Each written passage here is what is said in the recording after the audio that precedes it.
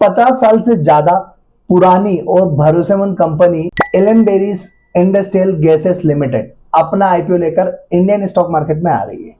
जानेंगे इस कंपनी की पूरी बिजनेस प्रोफाइल, फिर जानेंगे आईपीओ डिटेल्स, इस कंपनी के फाइनेंशियल देखेंगे और देखेंगे इस कंपनी की वैल्यूएशन। फिर देखेंगे कि आईपीओ से आने वाले पैसे का उपयोग ये कंपनी कहां करने वाली है और ग्रे मार्केट में क्या इसकी कोई डिमांड है वो देखेंगे, और अंत में देखेंगे कि इस आईपीओ में हमें निवेश करना है या अभी इस आईपीओ से दूर रहना है।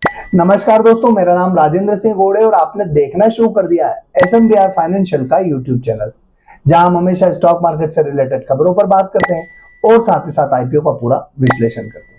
इस कड़ी में आज जो हम कंपनी लेके आए हैं, Ellenbarrie Industrial Gases Limited. ये कंपनी 1973 में स्टेब्लिश हुई थी और 50 साल से ज्यादा एक्सपीरियंस वाली कंपनी। अगर हम कंपनी के बिजनेस एक्टिविटीज की बात करें तो EIGL एक भारतीय कंपनी और इंडस्ट्रियल, मेडिकल और स्पेशलिटी गैसों को बनाती है और उनको सप्लाई करने का काम करती है। ये कंपनी बल्क में भी सप्लाई करती है, पैकेज सप्लाई का काम करती है सिलेंडर में, और साथ ही साथ ऑन साइट डिलीवरी यानी कि गैस स्टेशन इंस्टॉलेशन का काम भी करती है। अब अगर हम इस कंपनी के प्रोडक्ट की बात की जाए तो oxygen, nitrogen, carbon dioxide, hydrogen, argon, helium, nitrous oxide, medical oxygen, dry ice, LPG, fire fighting gases, welding mixtures और स्पेशलिटी गैसेस जैसे प्रोडक्ट इस कंपनी के पोर्टफोलियो में शामिल है। अब अगर सर्विसेज की बात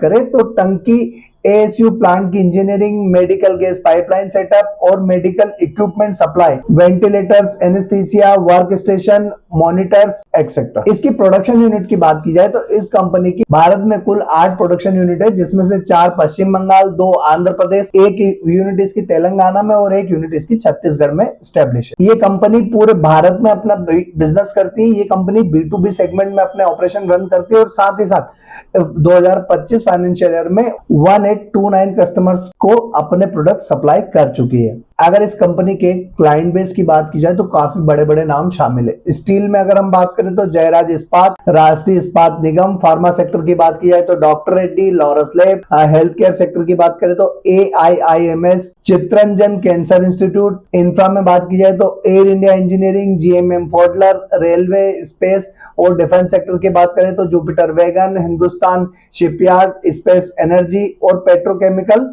और साथ ही साथ PSU ऑयल कंपनीज इसके क्लाइंट बेस का एक बड़ा हिस्सा है। अब अगर हम एक बार इस कंपनी के साथ रिस्क जो एसोसिएट है उसकी बात करें तो कंपनी की सप्लाई बड़ी हद तक बड़ी इंडस्ट्रियल कंपनीज और सरकारी संस्थानों पर निर्भर है। गैस इंडस्ट्रीज में रेगुलेटरी चेंज और सेफ्टी स्टैंडर्ड्स को लगातार मॉनिटर किया जाता है। स्पेशलिटी गैस की डिमांड इंडस्ट्रियल साइकिल पर निर्भर रहती है। अगर कोई बड़ा क्लाइंट हटता है तो कंपनी को रेवेन्यू पर बड़ा इंपैक्ट देखने को मिल सकता है। अब एक बार हम इस कंपनी के आईपीओ डिटेल की बात कर लेते हैं तो 24 जून के दिन आईपीओ खुलने वाला है, 26 जून तक खुला रहेगा। ₹2 फेस वैल्यू वाला शेयर है। 380 रुपए से 400 रुपए का प्राइस बैंड होने वाला है। 852.53 करोड़ का आईपीओ साइज है, जिसमें से 400 करोड़ का फ्रेश इश्यू होने वाला है और 1,13,13,130 इक्विटी शेयर का OFS होने वाला है। बुक बिल्ड इश्यू टाइप है, NSE BSE दोनों पर लिस्ट होगा। अब एक बार हम इसमें इन्वेस्टमेंट की बात कर लेते हैं। एक लॉट के लिए हमें कितना इन्वेस्टमेंट करना होगा। तो रिटेल का जो मिनिमम इन्वेस्टमेंट होगा 37 शेयर के लिए होगा 14,800 रुपए के लिए। रिटेल का मैक्सिमम इन्वेस्टमेंट 13 लॉट के लिए होगा 481 शेयर के लिए 1,92,400 रुपए के लिए। और स्मॉल HNI का जो मिनिमम इन्वेस्टमेंट होगा 14 लॉट के लिए होगा 518 शेयर के लिए 2,07,200 रुपए के लिए। वहीं अगर बिग HNI का मिनिमम इन्वेस्टमेंट देखें तो 68 लॉट के लिए आप अप्लाई कर सकते हैं 2516 शेयर में 10,06,400 रुपए के लिए। अब हम एक बार इस कंपनी के फाइनेंशियल्स देखते हैं और समझने की कोशिश करते हैं कि इसके फाइनेंशियल क्या पिक्चर हमारे सामने प्रस्तुत कर रहे हैं। कंपनी के जो अगर फाइनेंशियल की बात करें तो मार्च 23 से मार्च 25 तक के कंपनी ने शो किए।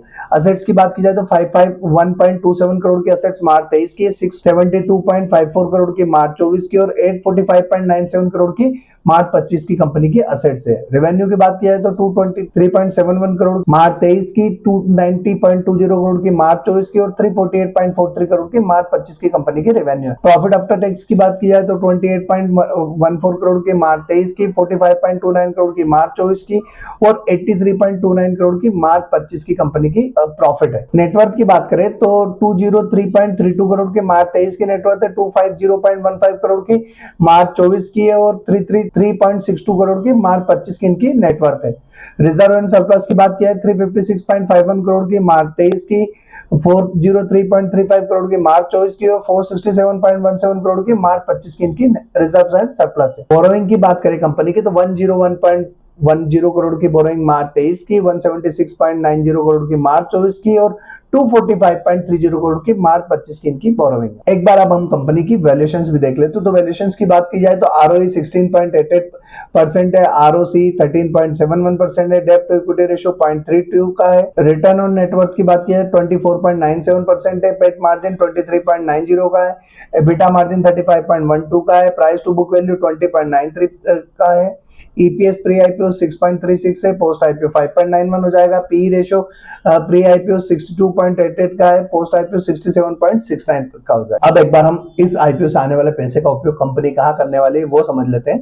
तो रीपेमेंट और प्रीपेमेंट के लिए कंपनी जो है 210 करोड़ का उपयोग करने वाली है। एयर सेपरेशन की एक नई यूनिट डालने वाले हैं, ये 220 टीपीडी की 104.50 करोड़ का उपयोग वहां करने वाले हैं और बाकी जो अमाउंट बचेगा उसका उपयोग ये जनरल कॉर्पोरेट पर्पस के लिए करने वाले हैं। बात आती है इस आईपीओ में निवेश करना है या नहीं करना। उससे पहले अगर अभी तक चैनल सब्सक्राइब नहीं किया हो तो चैनल सब्सक्राइब करके बेल आइकन जरूर प्रेस कर दीजिएगा। साथ ही टेलीग्राम, इंस्टाग्राम, फेसबुक, ट्विटर सभी का लिंक डिस्क्रिप्शन में दे रखा है जहां से आप हमें फॉलो कर सकते हैं। और अगर अभी तक आपका डीमेट अकाउंट ओपन नहीं है तो IIFL कैपिटल का free of cost demat account का लिंक डिस्क्रिप्शन में दे रखा है जहां से आप अपना डीमेट अकाउंट ओपन करके अपनी फाइनेंशियल जर्नी स्टार्ट कर सकते हैं। क्लाइंट बेस काफी बड़ा है, प्रोडक्ट पोर्टफोलियो काफी बड़ा है, रिस्क का फैक्टर हमने बात कर चुके हैं। ग्रे मार्केट की अगर अभी प्रीमियम की बात की जाए तो वर्तमान में इसकी ग्रे मार्केट में कोई भी प्रीमियम देखने को नहीं मिला। अभी मैं ये करने वाला हूं कि इस आईपीओ में अभी वेट करूंगा। अगर ये आईपीओ 10 रुपए फेस वैल्यू पे होता है तो मुझे ये सस्ता लगता है। इसके कॉम्पिटिटर की सामने अगर बात करें तो फिर भी ठीक लगता है, बट मार्केट सिनेरियो को देखते हुए अभी भी मुझे महंगा लगता है। अगर 10 रुपए फेस वैल्यू पे आता तो भी ठीक होता, 5 पर आता तो भी ठीक था, पर अभी वर्तमान में ये 2 रुपए फेस वैल्यू वाला शेयर है तो यहाँ पर इसकी जो 400 रुपए की प्राइस है मुझे महंगी लगती है। तो फिलहाल मैं इसको अवॉइड करने जा रहा हूँ। आप क्या करने वाले हैं कमेंट बॉक्स में कमेंट करके जरूर बताइएगा। उससे पहले आपको खुद की रिसर्च करना है, अपने फाइनेंशियल एडवाइजर से कंसल्ट करना है और साथ ही साथ अपनी फाइनेंशियल कंडीशन देखने के बाद डिसाइड करना है कि आप इस आईपीओ में निवेश करने जा रहे हैं या नहीं करने जा रहे। तो दोस्तों आज के लिए इतना ही, अगले वीडियो में फिर मिलेंगे, तब तक के लिए जय हिंद।